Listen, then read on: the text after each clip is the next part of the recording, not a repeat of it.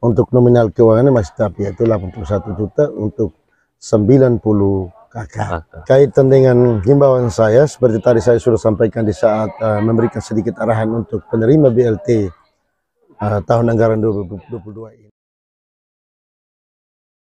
Ya, baik, untuk kegiatan hari ini adalah pembagian bantuan langsung tunai dana desa tahun anggaran 2022 tahap 4, yaitu mulai dari bulan Oktober, November, dan Desember. Ya, kita tahu bahwa untuk pembagian BLT untuk tahun anggaran 2022 ini adalah 4 tahap, yaitu tahap pertama mulai dari Januari, Februari, dan Maret, tahap kedua April, Mei, dan Juni, tahap ketiga Juli, Agustus, dan September. Dan hari ini kita bagi tahap keempat, yaitu Oktober, November, dan Desember, yaitu adalah pembagian tahap terakhir di tahun anggaran 2022. Untuk nominal keuangan masih tetap? Untuk nominal keuangannya masih tetap, yaitu 81 juta untuk 90 kakak. Ya.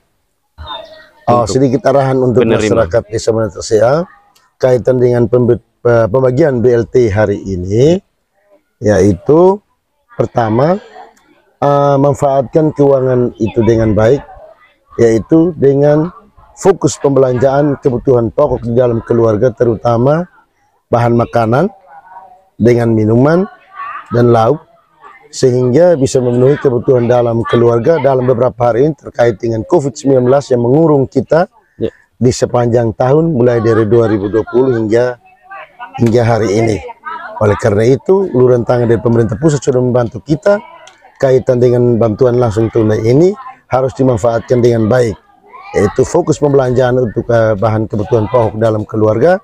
Tetapi harapan saya, pemanfaatan uang itu tidak boleh untuk kegiatan lain. Dalam hal ini kegiatan semacam untuk pembelanjaan di luar dari kebutuhan pokok itu tidak boleh. Kemudian pembelanjaan atau pengembalian uang pinjaman kaitan dengan mingguan dan harian itu yang saya larang, karena ini fokus untuk pembelanjaan kebutuhan pokok dalam keluarga selama COVID pandemi melanda kita di dunia, bahkan di Indonesia dan Kabupaten Malaka, khususnya di desa Monetasea. Oke, ini yang terakhir, kita kan baru melewati Pilkades tanggal 9 kemarin toh.